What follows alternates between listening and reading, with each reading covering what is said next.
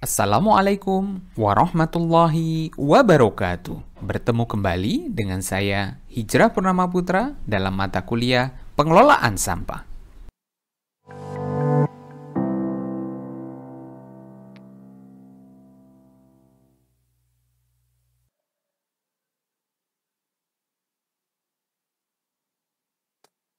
Kita lanjutkan materi kita, masih dalam bagian pertemuan yang kelima, kita masih membahas tentang penanganan sampah di sumber dan konsep 3R. Pada dua video sebelumnya, kita sudah bahas pentingnya pengolahan sampah di sumber, dan video yang kedua kita bahas tentang konsep 3R, dan yang video yang ketiga ini kita bahas tentang aplikasi dari 3R. Aplikasi 3R kita akan masuk, salah satunya kita akan bahas secara detail adalah bagaimana mengolah sampah organik di skala sumber. Karena apa? Karena sampah organik ini jumlahnya sangat banyak.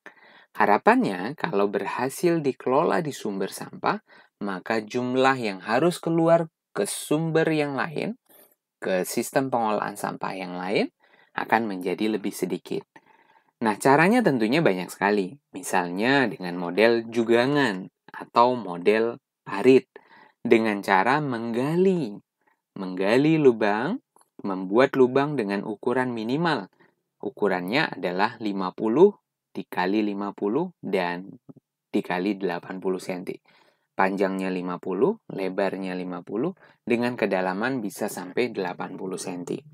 Diisi sampah dapur dan sampah halaman setiap waktunya. Semua sampah dapur boleh masuk, termasuk tulang ikan, ayam, daging, nasi, dan seterusnya. Boleh juga dirajang, boleh juga tidak. Sampah halaman pun berukuran besar, tapi sampah halaman yang berukuran besar wajib untuk dirajang, karena untuk mempercepat proses pembusukan yang terjadi di sana. Jika kita khawatir bau, setiap sampah dapur masuk ke dalam lubang ini, taburkan segenggam tanah agar tertutup dengan rata. Nah, asumsinya adalah kegiatan ini sangat mudah untuk dilakukan. Dalam materi ini disebut sebagai level 1. Ya.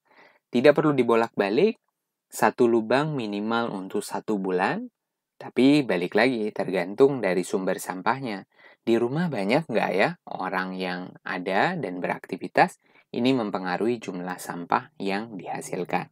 Berarti dalam tugas nanti, teman-teman harus bisa menghitung jumlah sampah yang dihasilkan di rumah. Kemudian, jika penuh, lubang ini jika penuh, dapat dibuat lubang yang baru. Nah, jika penuh, buatlah lubang baru dengan cara yang tadi ya, 1 sampai 6. Jadi ada perpindahan lubang A ke lubang B, lubang C, dan harapannya lubang A dapat 1 bulan, lubang B 1 bulan, lubang C 1 bulan, jadi bulan keempat bisa berulang kembali ke lubang yang pertama, lubang A. Harapannya, sampah yang ada di lubang pertama ini sudah terolah menjadi tanah yang lebih gembur mungkin ya. Kita tidak sebut kompos karena metode ini tidak mengatur komposisi sampah, jadi apapun sampah organik bisa masuk. Sedangkan untuk kompos kan butuh kualitas yang jelas, kualitas yang baik. Nah, syarat untuk menerapkan level 1 ini adalah tersedia lahan. Berarti lahannya harus tersedia dengan baik. Nah, bagaimana dengan level selanjutnya? Level selanjutnya misalnya untuk lahan yang lebih kecil. Modelnya menggunakan komposter yang memang dibuat dan tidak perlu menggunakan tanah tadi ya. Jadi memang sudah ada drumnya dengan menggunakan pasangan jerami alang-alang setebal 1 cm di bagian dasar komposter. Kemudian memasukkan berbagai macam bioaktivator, baik itu dari kompos ataupun tanah subur atau pupuk kandang. Kemudian komposter siap untuk digunakan. Syarat utamanya berarti sampah yang masuk harus lebih selektif. Sebaiknya tidak masuk daging atau tulang, karena akan berpotensi munculnya kecoa, munculnya tikus, munculnya semut, dan seterusnya. Sampah yang masuk wajib dirajang supaya hasilnya lebih maksimal. Juga perlu effort yang lebih, ya, misalnya perlu mengaduk secara rata minimal 2 kali dalam seminggu. Menjaga kelembapan komposter, jika kering ditambahkan air, aktivator cair atau air cucian beras, atau bahkan air seni, karena memang sangat mungkin untuk menghasilkan bakteri yang lebih hidup lagi di sana. Nah, karena caranya butuh usaha yang lebih dibandingkan dengan level pertama tadi, maka ini disebut sebagai level 2. Kelebihannya adalah tidak masalah dengan lahan. Jadi bisa dipakai untuk lahan walaupun ukurannya kecil. Yang ketiga adalah komposter cair.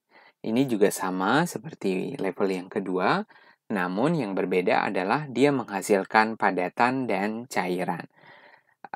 Lebih fleksibel, namun memang butuh usaha, butuh effort yang lebih. Terutama untuk tantangan komposter ini adalah lebih berbau dan sangat mungkin munculnya banyak belatung. Namun, kelebihannya dia menghasilkan kompos padat dan cair secara sekaligus.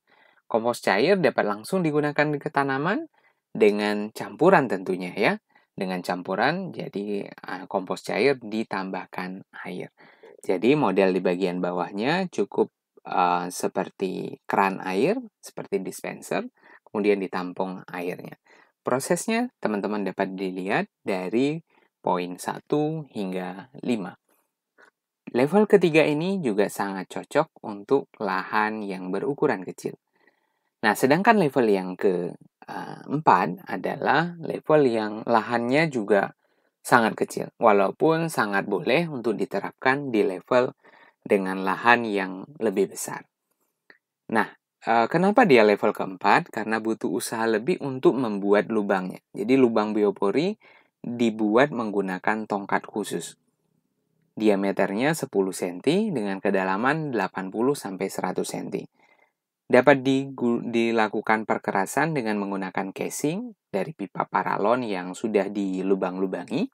Kemudian bagian atas ditambahkan inlet untuk memudahkan sampah masuk. Jadi dibuka saat memasukkan sampah tersebut, kemudian ditutup kembali. Sampah yang bisa masuk apa saja, yaitu sampah dapur dan sampah halaman. Satu lubang berisi kurang lebih 8 liter sampah. Jarak antar lubang bisa dibuat 50-100 cm. Jadi setengah meter sampai 1 meter dibuat lubang yang baru. Nah, perhitungannya sederhana. Jadi 4-5 anggota keluarga membutuhkan 30 lubang. Namun, kalau konsepnya lubangnya ingin juga digunakan sebagai lubang penyerap resapan air hujan, berarti jumlahnya harus lebih banyak. Air hujan dibiarkan masuk, jadi dia punya dua fungsi, pengolahan sampah dan penyerapan air hujan. Untuk aplikasi 3R yang lain, berarti kita butuh berbagai macam kegiatan. Nah, salah satunya adalah Indonesia hadir dengan konsep pengolahan sampah berbasis masyarakat yang sangat beragam sekali. Ada bank sampah yang fokus dengan sampah anorganiknya, ada TPS 3R dengan fokus sampah organiknya, ada kegiatan sedekah sampah yang tidak mendahulukan konsep ekonomi di sana, tapi bagaimana konsep pemberdayaan dilakukan semaksimal mungkin. Ada sekolah adiwiyata, pengolahan sampah berbasis sekolah, kemudian ada kampung pro iklim, ada kampung wisata lingkungan, dan berbagai macam sektor informal yang lain. Jadi aplikasi 3R sangat didukung oleh berbagai macam jenis pengolahan sampah berbasis masyarakat. Pengolahan sampah berbasis masyarakat atau biasa disebut sebagai PSBM. Ini langkah-langkah kita supaya kita dapat mengolah sampah dengan baik.